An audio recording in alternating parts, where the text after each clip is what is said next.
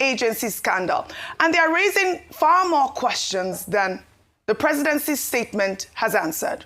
The senior special assistant to the president on media and publicity, Temitope Ajayi, has confirmed that the police established Adeyemi's appointment letter was forged, stating that the chief of staff to the president, Femi Gbajabiamila, does not issue appointment letters and that only the secretary to the government of the federation does, making Adeyemi's claim a red flag from the start. Let's take a look.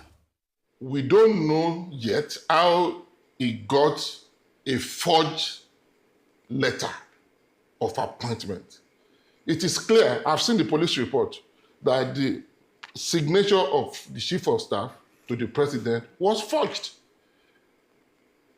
And then if you have seen the letterhead on which the so-called appointment was written, it shows that the State House letterhead was also forged State House letterhead. Because on the State House letterhead, there is no contact telephone address or contact telephone number on State House letterhead.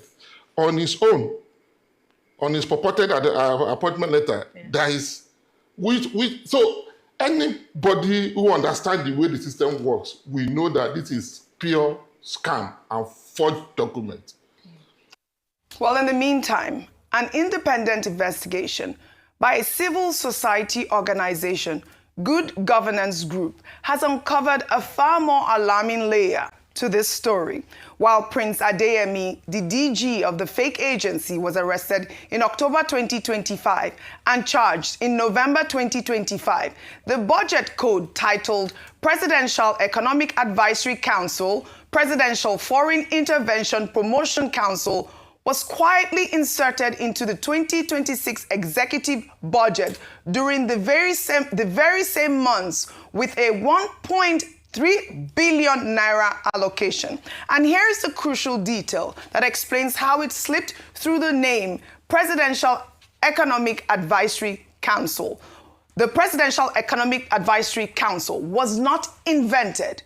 It was borrowed from a real Buhari-era body established in September 2019 with real members, a real mandate, and a legitimate place in government records that was never formally dissolved when Tinubu came to power. A budget reviewer seeing that name would not immediately flag it as suspicious because something by that name genuinely existed under a previous president.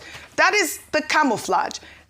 10 specific program lines, detailed submissions written in correct budget language, and it survived every single review stage and was signed into law by President Bola Ahmed Tinubu on April 17, 2026.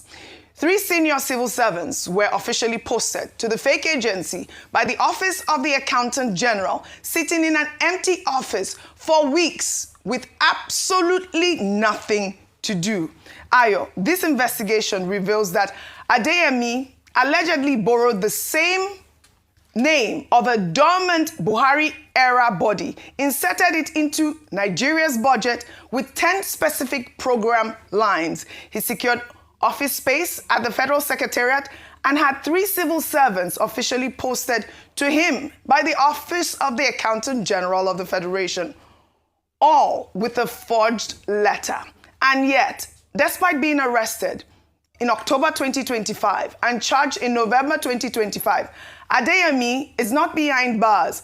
Nigerians are asking so many questions. Ayo, Serap has responded, but I'd like your comment before I read part of Serap's response. All right, thank you. So I think this is like an onion. Yes. The more you unravel, the more you see more to unravel, and many questions. Yeah. Now, the reason why it's important for us to get to the bottom of this matter and why, thankfully, we cannot afford to sweep it under the carpet is that it is such a huge, huge scandal. And it points to, even leave the scandalous part of it, is that it would also point us to areas that we institutionally need to address, where there are gaps, where there are holes, where there are opportunities for forgery. Because like Dr. Fagbemi, who was our guest earlier on, had said, it's like we need to now even protect the president, because if somebody can take on this level of fraud, how many more exist within the presidency? How many agencies are there that are fake? How many people are in positions where they are hosting international potential investors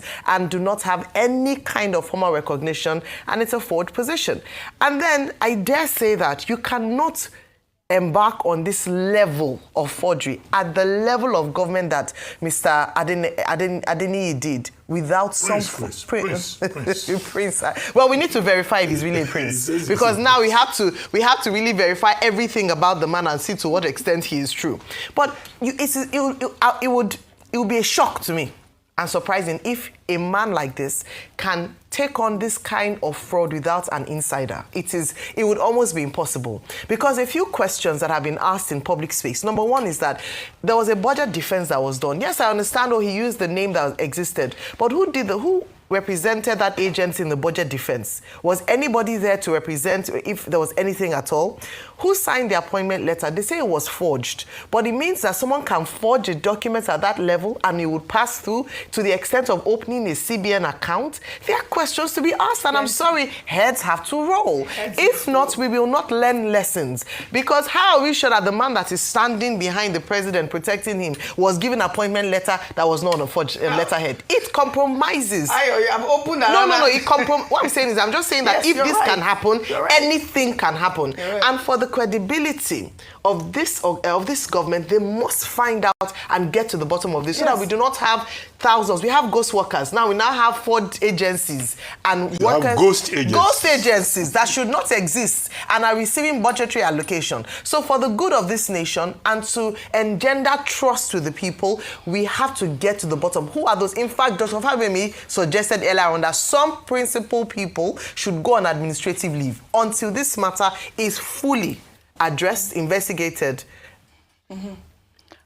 Okay, well, agencies are created by law, but okay, DG's office, the office of whatever it is that he was occupying. There are many areas where this happened, and if a fake, they called it a fake agency, so whoever created the agency, if one could have existed and had such backings, including a CBN TSA account, questions must be asked, and we have to get to the bottom of this. All right, I'll take a tweet from Sarah. They wrote, "We've urged the Senate President, Senator Godswill Akpabio, and the Speaker of the House of Representatives, Tajuddin Abbas, to urgently disclose certified copies of all documents relating to the consideration and approval of the allocation of over 1.3 billion naira to the Presidential Foreign Intervention Promotion Council, Presidential Economic Advisory Council in the 2026 Appropriation Act. We also urge them to provide certified copies of records identifying the members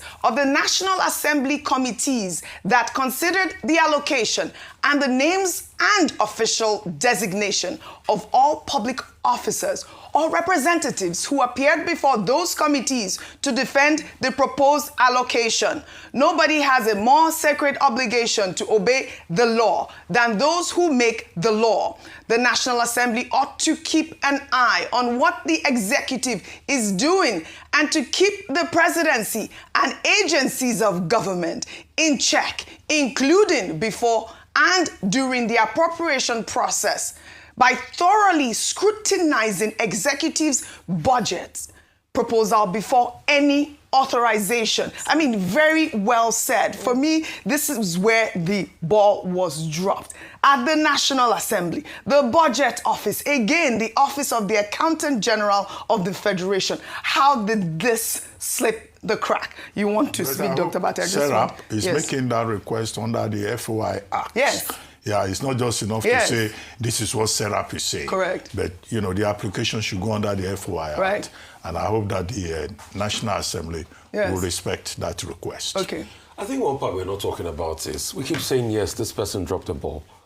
But there's been a mail trail hitherto. There's been constant correspondence between this fake agency, Office of the Accountant General, Office of this and that, even the Senate, as regards training and all of that. So everybody is complicit in this. It's deeper than you think. Because all those correspondence over the weekend are now coming out. So it's not just a new thing. Another question you should ask is, when the NIPC flagged it that you have a duplicity of duty, after the NIPC flagged it, the Chief of Staff minuted on it, and then this still went through in the budgets. That shows another layer of complicity. So when they keep calling this agency fake, they say, yes, agencies are created by law. I like to take that being fake with a pinch of salt, because they were hitherto correspondents across all of this ecosystem. Another part of this puzzle, we need to now go back and investigate this Tani Mola person, the condition of his death, the credibility of his death. I mean, we all know the Gloria Okon situation in this country. Nigeria is a very interesting country. So the investigation is just even starting, if they allow it to happen. Yes, you're right. The investigation is just very ugly. It speaks to incompetence, it speaks to institutional failure, and lack of credibility. Yes, well, the police is saying those fake correspondents have been identified as fake, so we need to see more of that sort of investigation. They have, what is his name? Temi Tokwe? Ajayi says that the letter that he saw from the police says that Femi Gbajabiamila's letter was forged, his signature was forged, and in any case, it's not the office of the Chief of Staff that gives appointment letters. It is the office of the Secretary General to the Federation, SGF's office. Government of the Federation that gives the appointment letter. So that settles that at this point.